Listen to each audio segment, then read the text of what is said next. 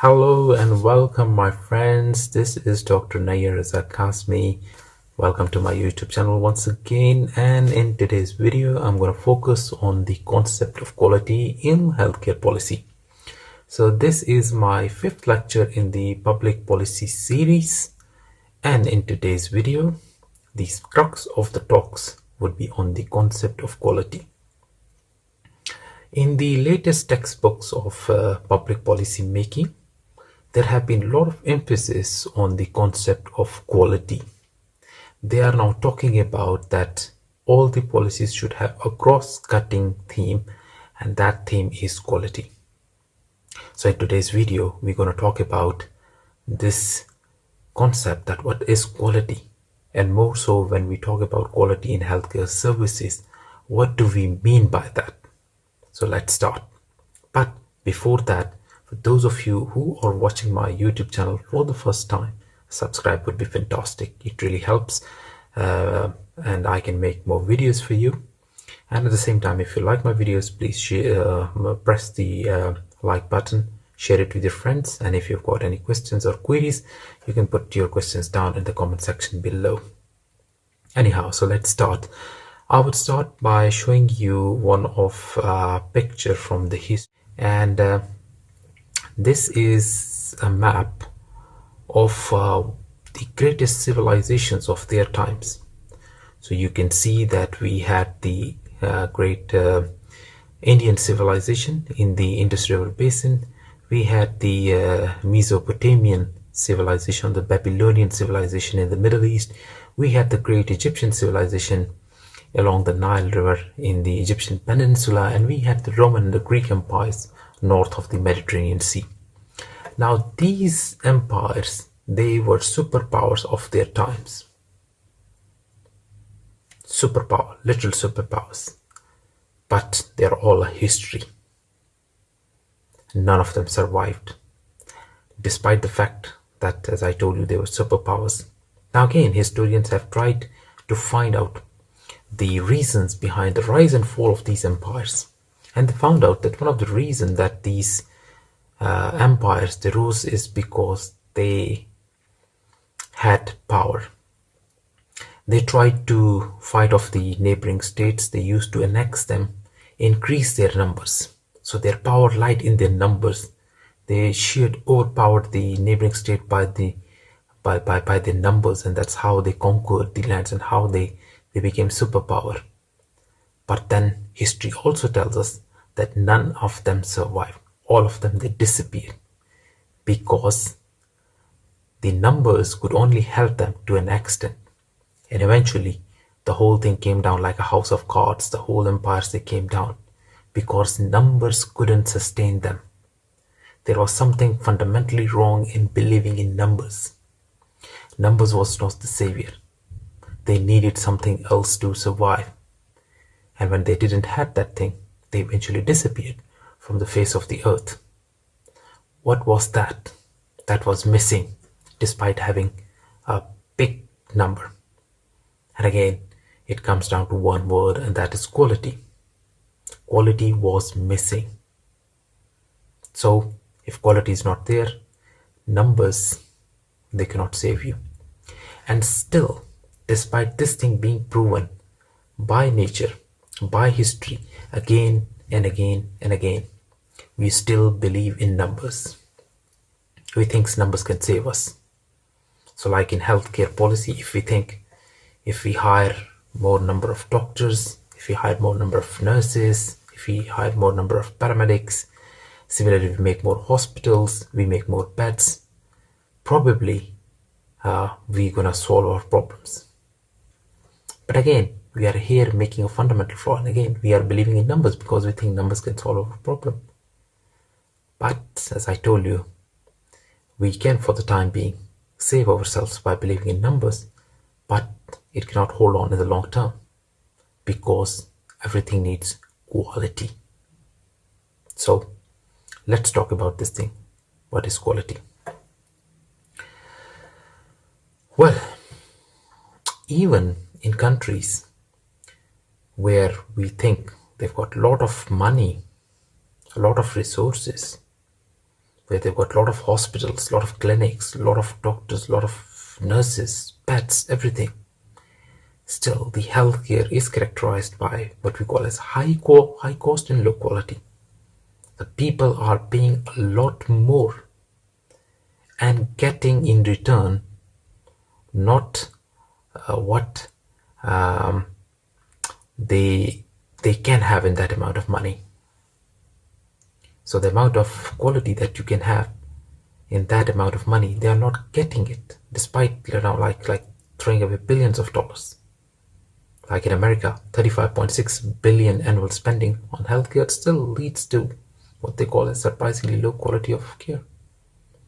And I would quote in Pakistan back in 2013, there was a report, and that report was an eye opener because it said like each year, though this is almost like 8 years ago, and the numbers have swelled up since then. They said like every year at that point in time, 15 million people, or patients in fact, were harmed in some manner by the healthcare system. So that system, which is supposed to be the savior, which is supposed to help these people out, these 15 million, this system was responsible for harming them in one way or the other. Either financial harm, physical harm, psychological harm, social harm, you name it. So there is some fundamental issue with quality. And that's why these days, when we talk about policy, whether it is any sort of public policy, it is the energy policy, it's the power policy, it is the health policy, it is the education policy, people are talking about having quality at the core of whatever you want to do in that policy. So quality, quality, and quality, not just simple numbers, quality. So we need to understand what this quality is, because if you ask, like if you take a product, if I show you a glass, or if I show you a mobile phone, and I ask you which is a good quality mobile phone, so you would give me the answer, oh well, Apple iPhone or Samsung Note series or S series, they are quality phones. And most of you would agree, because you know what is quality when you are talking about a mobile phone. So you're talking about durability, you're talking about features, you're talking about all those new things which are there and that have been incorporated in your mobile phones.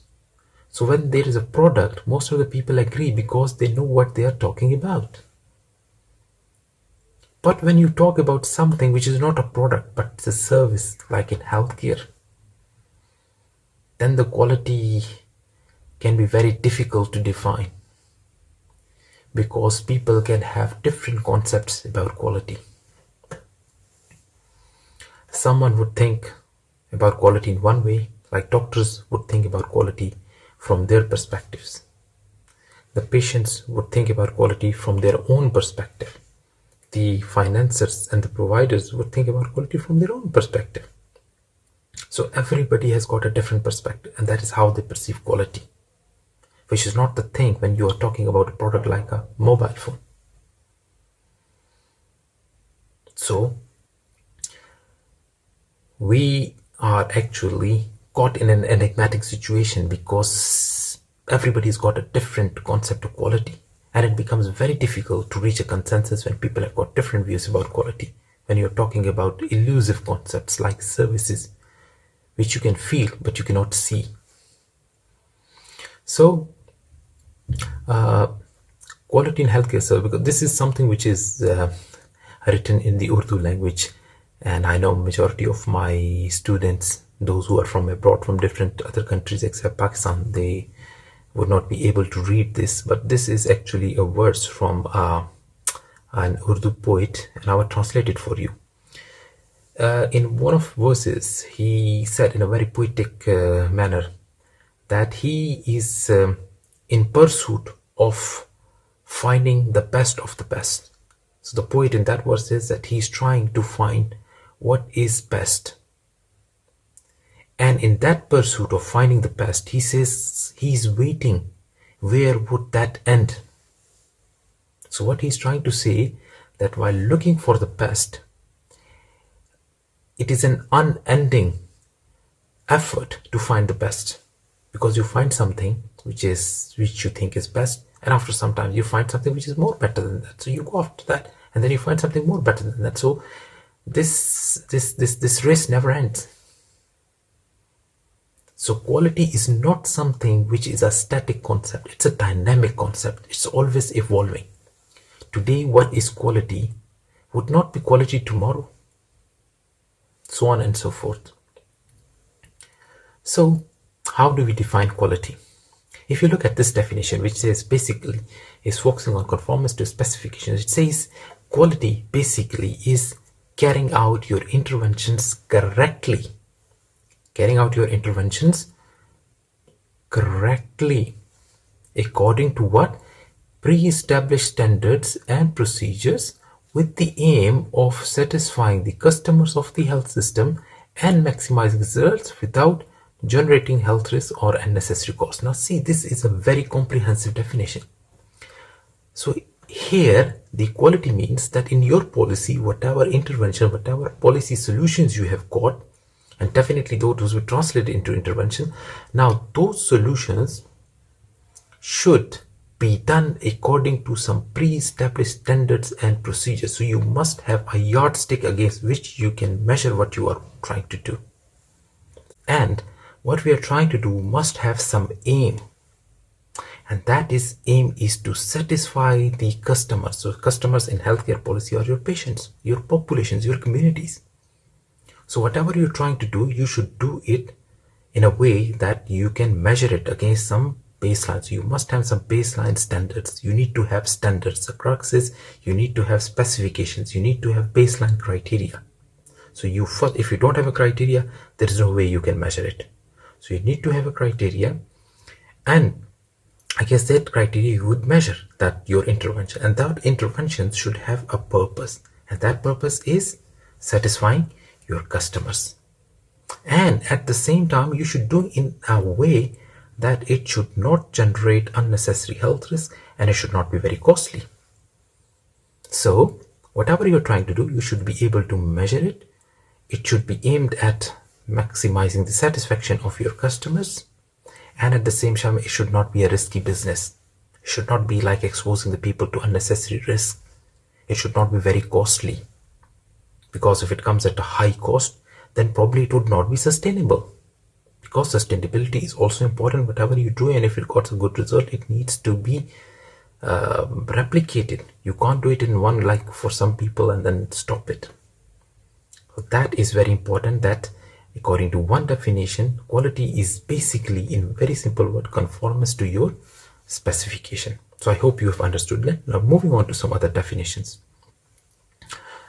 The Oxford English Dictionary and the 1988 is quite an old version, still says quality is the degree or grade of excellence. Something which is good quality, which is better, is quality. So if you got something which is better, which is giving you some results, that is quality. Tomorrow you get something which is even giving you better results than the first one. Now that becomes the quality. After sometimes you've got something else which is giving you far better satisfactory results, so that would become quality. So quality is not a static thing, it's a dynamic thing. So whatever gives you good results, what give you your desired results, or more than that, that is quality. So that is how the Oxford Dictionary tries to define this thing. And the Agency for Healthcare and Research in America, it defines quality as the degree to which healthcare services for individuals and population, they increase the chances, the probability of desired health outcomes, and are consistent with your current professional body of knowledge. So here, what it tries to say is that the degree, the extent to which whatever you are trying to do, like you are providing them some services, HIV/AIDS control services, or TB control services, malaria control services, whatever, or making more hospitals, or providing them with individualized care, whatever, ABC, you can just like imagination, your imagination is the limit for it. So the extent to which those services which you are talking about, which you are planning, they have got the probability, the chances of giving you what you want to achieve. Like something which you say has got more probability, it's got 90% of like giving you the desired result. That would be quality as compared to something which is only has got the probability of giving like 70% of the result. So more the probability of better or desired outcomes, that is quality.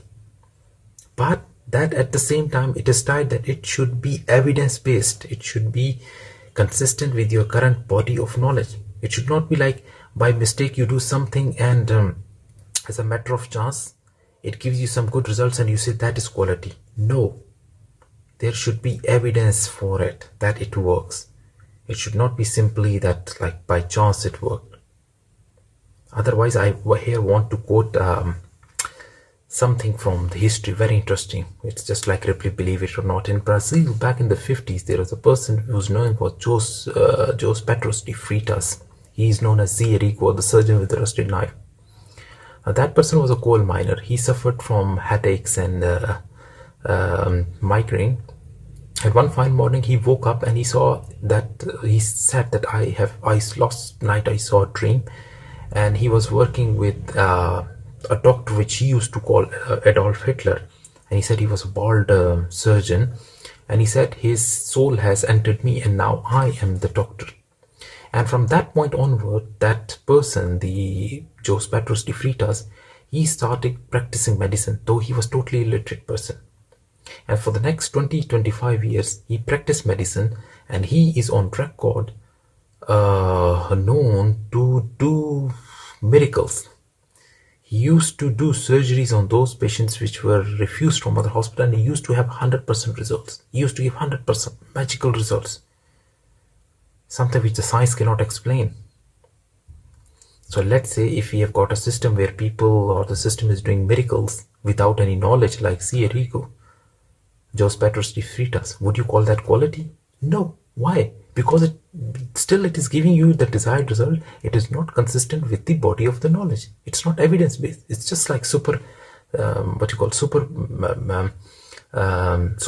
powers. Supernatural powers somebody might have, but you cannot call it quality. It's not evidence based. So the Agency for Healthcare Research in America, it says that the degree to which your interventions, your policy has got the chances of giving you the desired results and is evidence-based, that would be called quality. So keep that thing in mind. Some other definitions, like the National Association for Quality Assurance Professionals, it says the level of excellence produced and documented in the process of patient care based on the best available knowledge and achievable at a particular facility. So they say quality is the level of excellence which can be produced and which can be documented in the process of patient care based on the best knowledge available and achievable at a particular facility. They say it's something which is evidence-based and which you can also do. It should not be something which you say, okay, well, fine, this should be done, but there are no resources to do that. You don't have got the manpower, you don't have got the finances. There should be technology available for that. So if a poor country makes policy that they would like install MRI machines in all the hospitals and don't have the money for it, that would not be quality. Because you don't have enough resources for doing that. How would you do that? That is not quality. Though in other countries it might be quality, but in your local context that would not be a quality. And the Community Health Accreditation Program defines quality, the degree to which consumers progress toward a desired outcome. Okay, you think this should be the outcome and how much it is about to give you that results again. The extent that would be called quality. Now the dimensions of quality. Technical competence, there are 8 things: technical competence, access to service, effectiveness, efficiency, amenities, interpersonal relations, continuity, and safety. We'll quickly go through all. Technical competence. So whatever you should be doing, you should have the technical competency to do that. So if let's say you install MRI machines in hospitals as a part of a policy, then you should be having the competence, like technical people, to run those things. If you don't have people to run, your machines are of no use. If your health services, care services have to be provided, it should be provided by those people who are technically competent to do that. It should not be provided by quacks.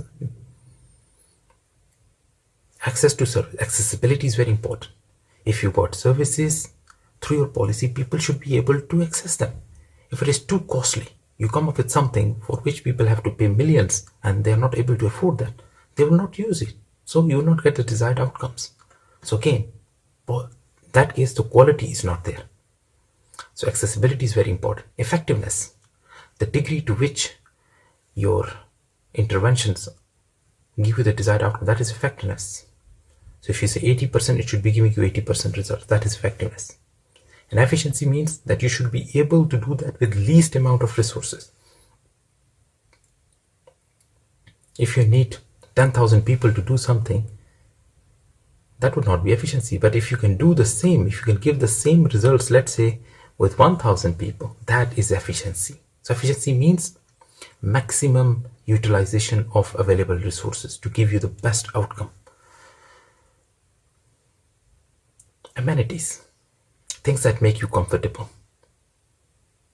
You go to a hospital to get medical services, but if you don't have a bench there, you don't have a fan, you don't have a heating system, obviously you would complain, because these are the things that make you comfortable while waiting. So if these things are not present, you will not wait. So you have to make sure that in your policy, people should be, the interventions you're trying to bring in through your policy, it should have amenities in them, things that should make people at comfort. Then interpersonal relationships, very important, because in healthcare services, things are provided to the people, so they must know what are the basics of interpersonal communication and how they should utilize that to satisfy their customers. Continuity, policies should be able to continue, with the passage of time. You cannot have a one-off policy for one time and then have another policy. Policies usually should have a continuum. And then safety. In healthcare policy, safety is very important. Those interventions you're bringing about should be safe. It should not be very risky. It's not that it gives, let's say, it gives benefits to 10,000 people, but at the same time, 5,000 people, they are adversely affected, they die. So it's also very important that you should always think about safe interventions. Okay, moving on. There are 4 domains of when we approach quality. Quality control, total quality management, quality assurance, and continuous quality improvement. And I will show you this with this diagram. If you see at the very individual level, you have got the what we call as quality control. Then this is at the individual level. From when different individuals work for the same goal or something, we call it an organization. So at organizational level, when we are looking at the quality, trying to ensure quality, we call it TQM, which is at the institutional or departmental level. So TQM, total quality management. Then at the larger organization level, we have got the QA, which stands for quality assurance. And at the national or the policy level, at the national, we have got the CQI, continuous quality improvement, and we'll take them one by one. So quality control simply means activities that evaluate, monitor, and regulate, your services. So, for example, at individual level, if you're trying to see if people are doing what they're supposed to do, like whether the doctors, they come in the hospitals at time, whether they see the required number of patients, how would you know that? Spot visits, attendance registers, things like that. So at individual level, you're trying to control the things, trying to ensure that people are doing what they're supposed to do. So that is quality control. So you would be having supervisors or people who try to ensure that. That aspect of quality is known as quality control. Then we have got at the institutional level TQM, total quality management. So that means, because at individual level you have got one person who you can check or who can ensure that whatever he is doing is according to standards. But if there are so many people who are working in different domains, how do you try to see that everybody is doing what they're trying to, what they are supposed to do? So it is a way to continuously improve performance at every level of operation, in every functional area within an institution. And why you want to do that? Because you want to reduce the wastage of resources. You want to increase efficiency. So total quality management simply means quality control at the individual level if that is applied at the institutional level through teams, through collaboration, in order to uh, decrease the wastage of resources. That is total quality management. Then at the organizational level, we have got the quality assurance. So that is all those activities. So you have to make standards at the organizational level. Obviously, who is supposed to do what. So somebody has to set those standards. Somebody has then to monitor those standards. Somebody has then to coordinate between different departments. So all these aspects, we are not trying to look at individual levels. You are also making standards. You are implementing them. You are harmonizing them. That in the larger domain is quality assurance. And that is always done at a departmental level. Because in department you will have different institutions. In different institutions you will have different individuals. So that is quality assurance. And then at the national level, we have got the continuous quality improvement. So that is a cycle process. So that includes all these quality assurance in different departments. You make standards, you implement them, you harmonize them, then you look at the outputs, whether they are serving the purpose or not. If they're serving the purpose, they're continued. If not, you would make changes in that. So it's a cyclical process, starting from defining the objectives, implementing them, evaluating them, and again, making necessary changes if needed. So that is usually done at the national level, at the very larger level, policy level, like federal policy, provincial policy, state policies.